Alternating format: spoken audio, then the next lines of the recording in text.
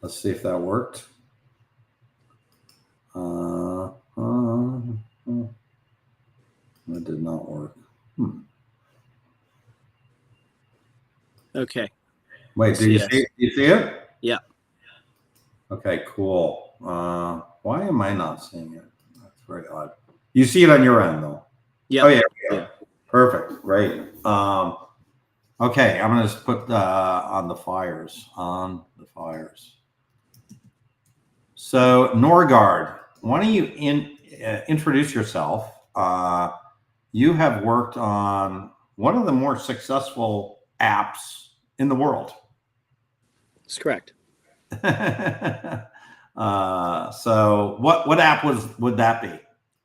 That was the app everyone loves to hate, Tinder. Yeah.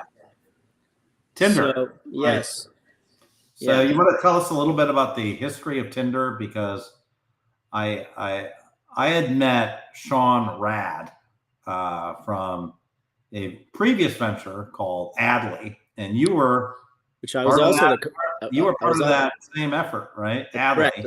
I was the co-founder of that company alongside. That was like, if I remember correctly, the business model for Adley was sort of pay per tweet, and I remember Charlie Sheen was kind of the, you could pay to get Charlie Sheen to tweet something, or Kim Kardashian. That's right? Correct. It was the first incarnation of in-stream advertising. Yeah. And what we did is we essentially hacked our way into the commercial API and found a way to create a marketplace that would distribute tweets into Twitter. And one could imagine this is a very lucrative opportunity. And as we know, the big internet companies do not like to acquiesce their beachfront property. So we grew very quickly, had some rather large acquisition offers, but sometimes the internet, the consumer internet, is a big gamble. Right. And we were hoping that we would become Overture. But in fact, we got turned off. We got banned. We got banned subsequently from by Zuck at Facebook, and that was all she wrote. Right. Was Mark Suster your VC? Yes, he was. Mark. Yeah. So Mark, I noticed he tweeted recently that he also is living in the Palisades. That's correct. And his house is also intact, apparently. Yes, I heard it. I heard that his house was okay, and certainly my heart goes out to everyone. So I'd love to hear your take on these fires, because and just sort of like, the gang and criminality of that's happening in LA. A lot of people who, I've got a pretty big audience now, but a lot of people are following these fires now, and they're like, "Are you exaggerating? There's too much looting?" And I'm saying, I am not exaggerating. So would you agree that there is sort of clear and present danger with respect to looting going on right now? We are certainly one step away from total chaos in this city. Okay. And I can't underscore how dangerous it is. I've been in some fairly dangerous environments in my lifetime, and the feeling that I had emotionally 2 nights ago during that Sunset Fire was like nothing that I've ever experienced. I saw everything you could imagine. People going door to door, folks on blowhorns saying everyone's going to die, cops screaming, neighbors shrieking, old people unaware of what's going on, having trouble getting out of the house, finding their pet. It was complete chaos. But my story is somewhat of a unique perspective because it goes back to last year. And I've been tweeting rather aggressively about what happened to me and how this connects to what's happening right now. Right. I was unfortunately surveilled for many weeks, followed, and ultimately viciously robbed in the Hollywood Hills. Hundreds of thousands of dollars of items, including vintage purses, diamonds, you could imagine, right? It was all taken. It was a very, very traumatic event for my family. It forced us to move out of that residence. But what I learned in the process was a web of criminality that is hard to fathom. Unlike most folks, I wasn't okay with the answers I was getting from law enforcement. And I have a tremendous amount of security at my house and lots of cameras. Let me just paint the picture. A team of 4 individuals with a lookout came up the side of my residence that runs adjacent to Runyon Canyon. Many of you have probably seen my house. They take the photos on top of the Instagram photos of the girls doing this. So I'm way up there on top of Curson Canyon, or was. They came. Keep on missing Runyon Canyon. That's that. Yeah, I've been up there. That's that really nice. People walk a lot up there. Like yes, I mean it's probably the highest trafficked. Yeah, I've done that before many times. That Runyon Canyon. That's right, and you know everyone in LA, likely in the West Side or anywhere in Hollywood, has spent some time up there. So I mean, beautiful views from up there. It's beautiful. It's idyllic. My neighborhood is something kind of sort of thrown back to the 50s. A bunch of people that know each other that used to work in the film business. So these individuals came into my house up a back door. It was all locked. The only time in which we weren't home was a very short period of time because I have a house manager there 24/7. They found that imperfection in our plan. They scaled the back wall. They ripped the entire door down with a crowbar. Glass everywhere. You can see in my Twitter account. How long did this process take? The entire hit took 2 minutes and 30 seconds. They knew exactly where they were going.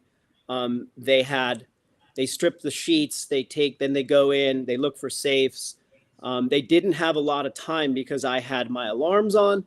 I had a dog there that was in a crate. So unfortunately, she was, really terrified, but they didn't get to her. But they stole everything they possibly could. And now, so what do you think? What do you think? They kind of clearly had some idea of what they were doing beforehand, right? Yeah. So the cameras indicated. So the private data that I have and that I comb through after many hours with my team, we found out that they had been following us and more or less staking the place out for up to a week. On the outside, just on the outside. And I recall seeing them one time, and I got a very strange feeling.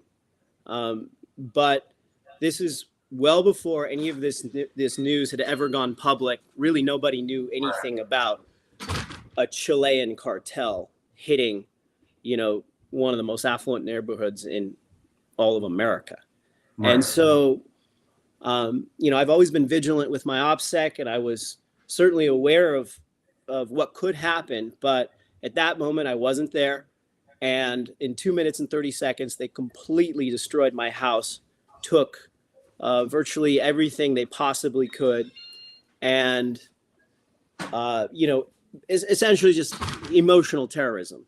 You come into something like that and you have really, no previous history there. You have no psychological frame to think about something like that.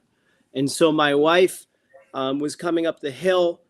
She passed the suspects as they came down. And of course, from there, I spoke with the law enforcement, and it was a very, very tenuous struggle to try to understand what they knew, what I knew, what I could help them with. So I took the onus to do the investigation myself. And I hired a team. We used AI to essentially disambiguate what was a pixelized license plate. We traced that plate back to a car rental facility in Van Nuys. I believe the FBI went there many times. They found that they were part of this criminal enterprise. Some months later, this is through happenstance, and I know this sounds insane, but my wife's good friend had the same cartel hit them. They started looking for these. That does not sound like a coincidence. Yes, they started looking for these very rare purses on secondary marketplaces, and discovered them. They basically fingerprinted like a Birkin bag or something like that. Yeah, exactly. And so they found these purses in, being sold and resold in Texas. Law enforcement got involved there. We found a clearing facility out of San Fernando Valley. And step by step, I started putting together all of these pieces and handing off this information to law enforcement. And what we found is a obscene web of criminality that has all sorts of nodes. This is a very decentralized organization. They know exactly what they're doing. They have a modus operandi, which is to hit houses fast that are adjacent to hillsides.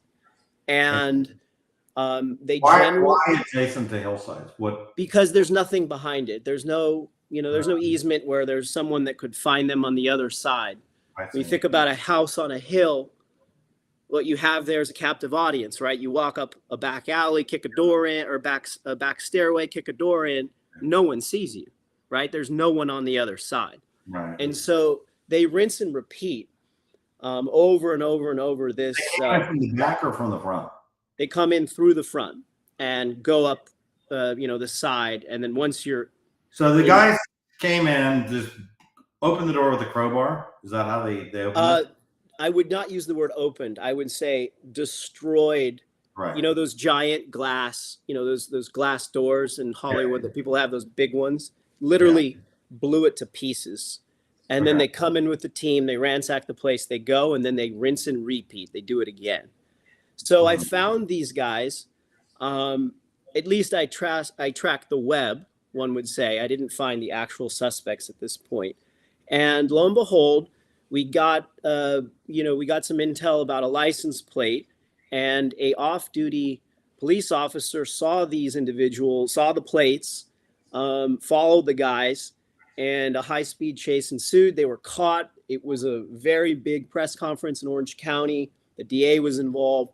But then I started to learn a lot about what was really going on. So the detectives, I have to say they were doing everything they can. They're true professionals, and they are not happy about this at all. They want to stop this. As everyone knows, this burglary tourism is going absolutely wild, all the way from Los Feliz to Malibu. And, there are certain areas where they've hit, I believe I heard at one point they'd hit somewhere in the valley 400 times in 1 month. They use drones. They use Wi-Fi jammers to shut off the cameras. I mean, these are really sophisticated criminal operations. And so once I sort of pierced through the veil of all of this, crazy criminal behavior, I started to learn how this was happening. And so these teams apply for something called an ESTA visa waiver, which allows them to come into the country for up to 90 days with impunity and do whatever they want. So they apply for basically a tourist visa, basically. The tourist visa, yeah, something like 38 countries can apply for this. They rubber stamp it. They come in, and think of it as hit squads. They come in. Think of it as what? Hit squads. Oh, hit squad. They come in with a plan. They come in with a plan. A very young military-aged men, which many of the assailants I found on Facebook, they have a plan. They have a handler. They stay in apartments, run by this operation, and they go do what they're told. So I referenced this story more as a vignette to explain how I have this point of view and what I know about what's going on today, because I think it brings great perspective to some of this insane set of behaviors that we're seeing architect around these fires. Now, I don't know who's setting these fires. I certainly don't, I certainly wish I knew, and I'm certainly... Yeah, we think at least one of them was set off by somebody right now. Yes, but I mean, if you think of the probability of 6, 7, 8 fires, also, of starting on, all incepting at the same time, it just seems completely illogical to think any of this is... So is your view that all of these fires were started? I can't speculate about, anything not involving out of all... the question, right? It might be. It might be, right? It might be. It might be. But you know, I want to talk a little bit about sort of where we are today Okay. and how sort of I stumbled in on this second or third act of criminality. And so, you know, like all of the folks that are probably listening to this, I was intently watching the Palisades and the Malibu fire. My cousin was the former chief of the fire department on County Line. He called me Sunday night. You know, we're big surfers. We surf Malibu all the time, Manhattan Beach. That's our spot. And he says, "Hey, cuz we got a real problem on our hands." I said, "What are you talking about?" You know, and this is sort of rare. This is not someone who traffics in conspiracies. And he said, "It's going to blow 50, 70, maybe even 90 miles per hour. And it's really dry." And I, you know, it's something that sort of, I look back on it and I was like, it's interesting. You're right. It's not Santa Ana time, but it is dry as hell. And we are, as anyone who lives in Southern California knows, it hasn't rained for a very long time. It's very dry everywhere. Right. And so I said, "What do you think about this?" And he said, "I think we're in for some trouble." And I went, okay, I filed it away. All of a sudden we have this, insane, once in 100-year event happen in the Palisades. And I'm obviously freaked out because as an Angelino, I know many people that live there. I have family in Malibu, and I'm just, I was absolutely devastated by it. But I said, I think we, at least my family, I guess we dodged a bullet here. And I'm looking at one of those apps sitting in my house, my new house, and I see Runyon Canyon. And I go, oh my God, because I know Runyon Canyon. It hasn't burned since 2006. So we're going on 20 years. And Runyon Canyon obviously is a very big place. And anyone who knows anything about the geography of LA, if Runyon Canyon goes, it could burn all the way to Malibu, And I'm thinking, this is not good. So I get in my car, I floor it 25 miles an hour through residential streets, and then 50, 70, 80 over Laurel Canyon. And I come around the hill, and this is at about 5:45, 6 o'clock, and I see the entire Runyon Canyon ablaze, from Solar all the way down to Sunset. I mean, we're talking, I don't know if anyone's seen the scale of this. I'm sure most of the people here have, but it was a sight to see. So the cops are at the bottom, and, I just said, guys, I live here. I'm going. I fly up the canyon. There's almost nobody there. And I get out, keep my car running, and I get on my roof, and I just start going. And that fire was on the ridge line. So it was on basically the edge of Runyon Canyon and the beginning of what we call Curson Canyonette. And it was coming down toward a little map up there so we can kind of follow that. So the green area there is that Runyon Canyon Park. That's correct. That's Runyon Canyon, and below it you'll see Hollywood Boulevard, and above it you'll see a street called Solar. So this is one of the most beautiful areas in Hollywood. Yeah, there's Franklin. And so I come up that hill, and I just could not believe what I was seeing. It looked like Hiroshima. And it's coming over. This whole area here is all gone. It's all gone, right? It's all gone. So I come up the canyon. At this point, no one's psychotic enough to go back to their house. It's almost 6 o'clock, 6:15. I completely lost track of time, as one would imagine. I got on my roof. I got my industrial hose, and I threw on some tunes, and I just went for it. I kept, sort of watering all of the eaves and trying to get above the hill. And lo and behold, the only place that the fire careened down from Runyon into Curson is a straight beeline for my roof. And I literally was like, what are the odds of this coming directly at my house? And I live at the end of the street. And so I'm thinking to myself, this is a canyon. It's one way in, one way out.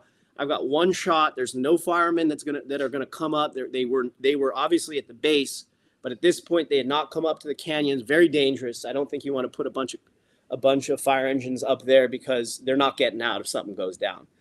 So all I had was the chopper coming over my head about every 4 minutes, dropping just absolute, huge amounts of water. And I gotta say, these people are amazing. The precision in which they were able to, articulate all of that water down onto these, 40, 50-foot spirals of fire. So if they had come, you would have been toast. The whole canyon would have gone. And I think, I'm speculating here, I think we would have lost all of Hollywood. I'm talking from Runyon Canyon all the way to the Chateau, all the way to the Ondas, all the way. It would have taken the entire canyon. Wow. And the other thing that was incredibly fortuitous is the wind was shifting. And at one point it was coming down and then it shifted and it blew back east. So I'm sitting there on the roof. At one point, I got a cashmere sweater on. It's like, I'm like, what am I doing? This is insane. I've got a family. I got to get out of here. Right. So I got off the roof. I climbed down. I ran and checked to see if my neighbors were okay. And I've got some folks that are a little bit older.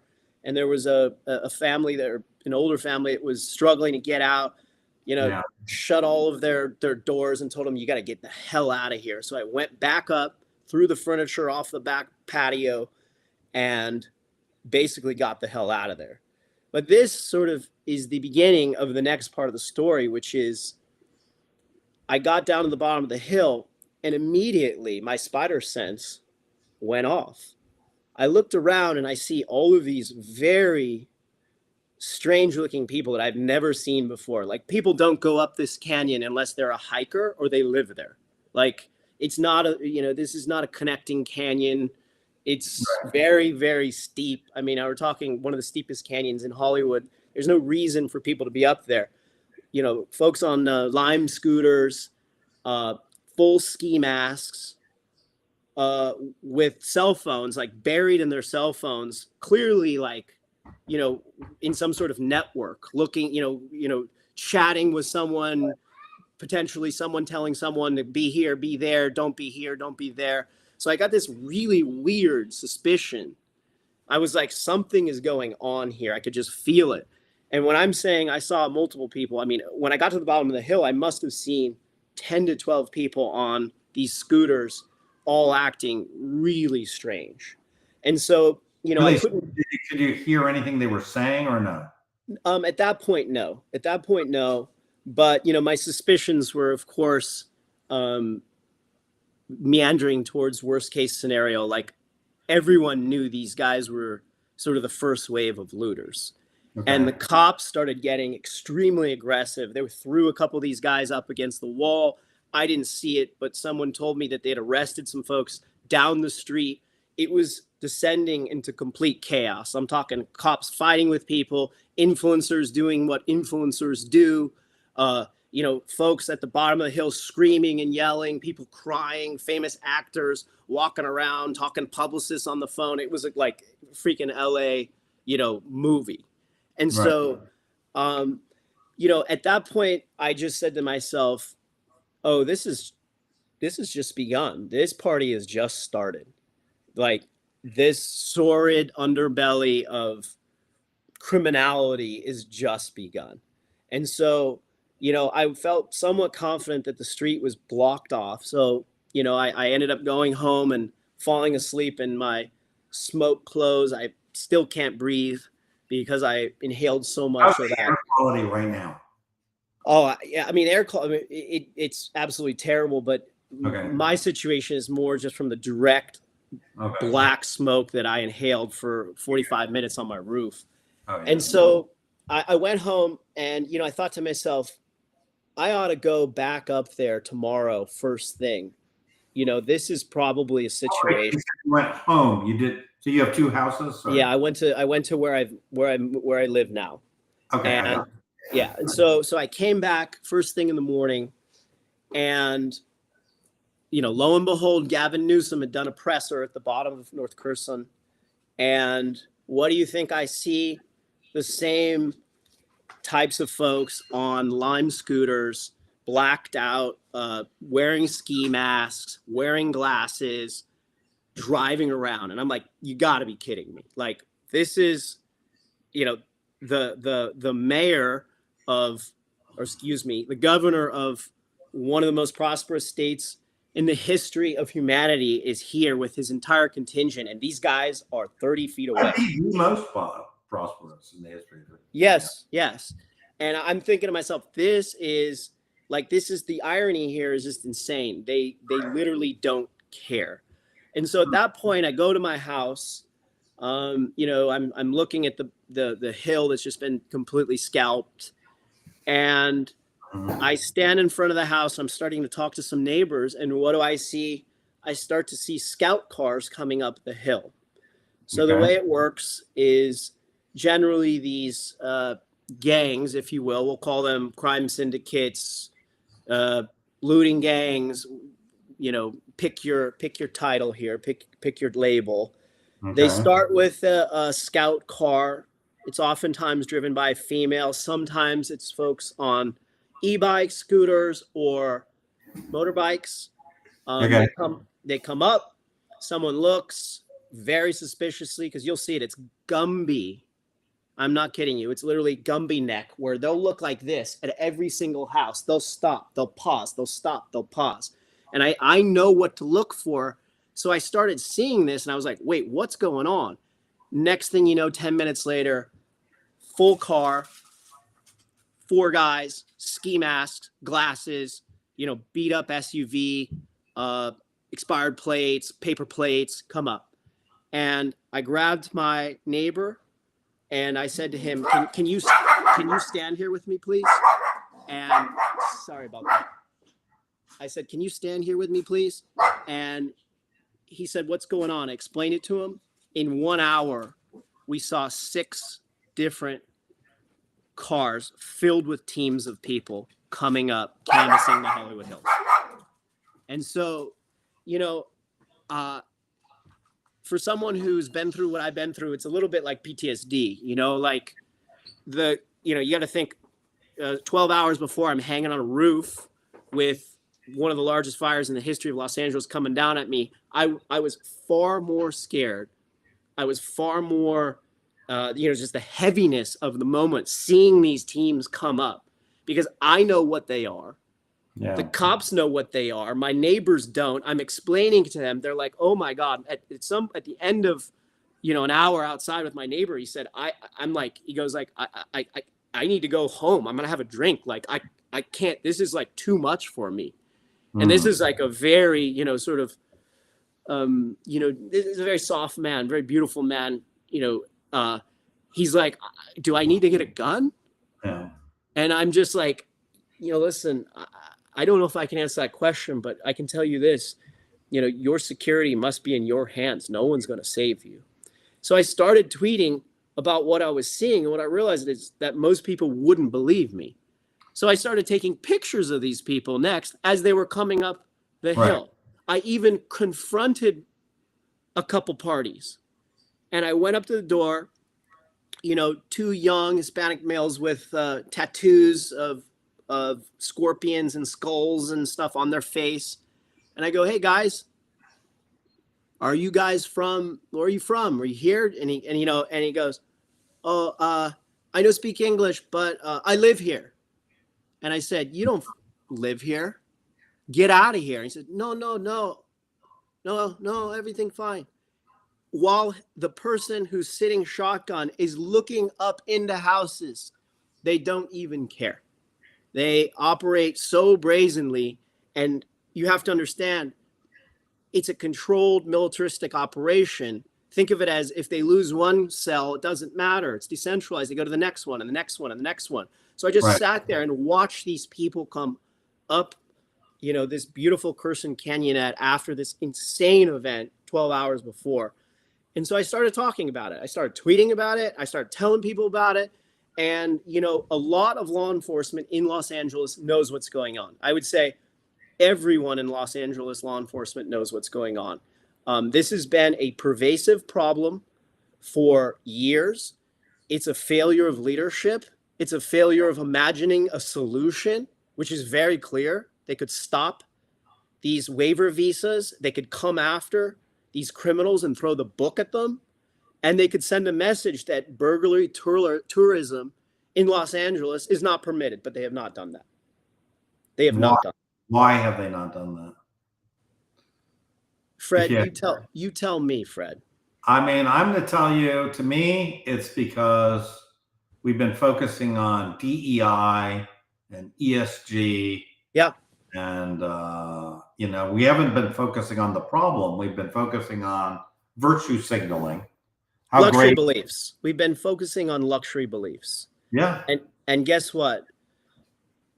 Now we're figuring out what this thing really is. And it's dangerous. I've been through fires. You've been in LA a while, right? Yes. Yeah. And, I was living in Malibu where I think it was the 2017 fire. It was really bad, And driving through PCH or flames on both sides of me, like driving through a tunnel of flames. This thing is far worse. What I'm trying to explain to people is what it feels like. You have a feeling that your government is not on your side right now. Absolutely. You have nobody's looking after you. No, there is no program. They aren't on our side, and they're not. Everybody. If you want to turn this into a slightly different conversation, the economic impact of what we're about to see could take down the U.S. economy. We talk about this SBR. How many SBRs are we talking at 150 billion, 200 billion, $250 billion? We're talking, more SBRs than we can count on two hands. Okay. Right.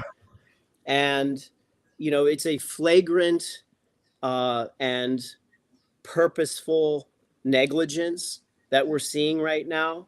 I don't even want to get into, the funding of the fire department, what happened with the water, but, I can only speculate on what happened to me and what I know about the criminality going on in Los Angeles. And it is ferocious. They know it. The cops are unfortunately under-resourced. And the fact of the matter is there is no, true justice. What happens is if people are caught, they're essentially deported and that's it. Imagine if your entire job was to come in, hit houses, potentially get caught, and then you go home. It's like a tour of duty. Yeah. You have company housing. You got company housing. Yeah, exactly. You got to. You go to the cafeteria. They feed you. Sure. And a little performance kicker. You do your job. That's it. And a little performance kicker if you take down, a place in Bel Air where you get $3-4 million worth of stuff. And I'm aware of many of these scores where they got, jewelry and watches and diamonds in the, above $5 million. Let's put it like that. Okay. Yeah. So what can you do? Like you and I, I don't have $5 million worth of jewelry and diamonds in my house. Just telling me if any Chileans are watching this, you're hitting the wrong house. But what can you do? I guess not have a lot of stuff, but what can you do as far as protection in LA? What can you do? Yeah, the first thing is that you have to have, if you want to really protect yourself, you have to start with a network of vigilance. You have to make your neighbors and the folks in your community aware of what is happening. Knowledge is power. You have to start with knowledge. What is going on? One of the things is, I don't want to dox myself too much, but in my little community, we started a WhatsApp group. Yeah. And it's actually great, that at least we have everybody reporting anything suspicious, that's the beginning. And we actually use that to start a funding. Well, now we're all on some kind of armed response 2 minute, but it doesn't solve the problem of this only takes 3 minutes to go in and out. right? That's correct. And so you start with, effective communication, really open channels, 24/7, people paying attention to folks that are idling, looking at your house, folks that should not be in a neighborhood or at least look highly suspicious. Oftentimes you'll see the scouts or folks with backpacks, anyone wearing. Pictures immediately, like you see a suspicious car, take a license plate. Take a license plate, put it directly into the WhatsApp group, get the conversation moving. You got to get the conversation moving. So I'd say, like, if you wanted to talk about sort of layers of defense of the onion, right? The first layer of that onion to pull back is a effective and clear communication with your neighbors. You must have it. And, if folks say, well, everyone is, is being suspicious, or, what are we doing here? We profiling everyone. Just keep your eyes open. You have no idea what these people look like. It could be a young woman. It could be a young man. It could be a middle-aged man. That's one of the things I said in my little WhatsApp group. They said, don't be fooled. Some of these guys are driving very luxurious cars. That's correct. That's absolutely they'll have like, an Escalade or a Porsche or something, I maybe it's a fancy, woman. That's a detective, a detective what told me really doing? She's scouting out your house. Yeah, a detective mentioned to me that they were sending, rather attractive women in workout gear walking down streets to do the scouting at one point. Oh, really? Yep. I mean, this is Los Angeles. Who would ever think, right? It's a great cover. So, it starts with that hardcore communication and openness with your neighbors about what's happening. I think second is really fortifying your perimeter. If you have areas in which people can get into your house easily and then slip behind, sort of the perimeter of the house and go in the back without being seen, that is a very easy target. And I already mentioned, if you live on a hillside, again, very, an incredibly important variable to these scumbags. But, if your perimeter isn't secured and you make it easy for people to get into the back of your house, they will. And I think the third thing here is just, I had an alarm system. If you have an alarm system, use it. How many people have an alarm system, get robbed, and the first question is, did you have the alarm on? No. Now, I sound like, this is sort of simpleton advice, but, it's the simple advice that, is going to potentially save your property and maybe your life. There's been some very, very dangerous incidents in Hollywood Hills that I'm aware of where, people have confronted and there's been actual firefights. People have lost their life. Like, this is not a joke. No. And so, look, some of us, look, I won't tell you his last name, but a mutual friend of ours, Evan, lost his house. Okay, I didn't know that. That's terrible. It's terrible. Like, and a lot of guys I know lost their house. Yeah. I don't know a lot of guys who lost their house in any other fire, but this fire, we're hitting, friends of friends. It's all over the place now, right? That's right. The damage is just, you can't, the feeling of living here is completely changed, I think, after this event, I think. Yeah, we talk about living in a low trust society, but now I think we embody it. Yeah. I can't walk outside of my house without thinking about whether or not I'm being cased, whether or not I'm being followed, if a neighbor could be being cased or followed. It's maddening. And, you want to live in a society where you trust your neighbors. You want to be productive when you're just strolling around these beautiful streets and wherever you live, or Brentwood or Hollywood or Beverly Hills or Los Feliz. Like, you want to enjoy this, this incredible piece of real estate, this community that we've been in. My family's been here since 1920. I haven't, nobody has ever seen anything like this. And when I tell people my story, a lot of times people are kind of incredulous. They think like, wait, what did this really happen? Yes, it really happened. Yeah. That's the main thing is, look, I feel like trying to explain this thing to outsiders,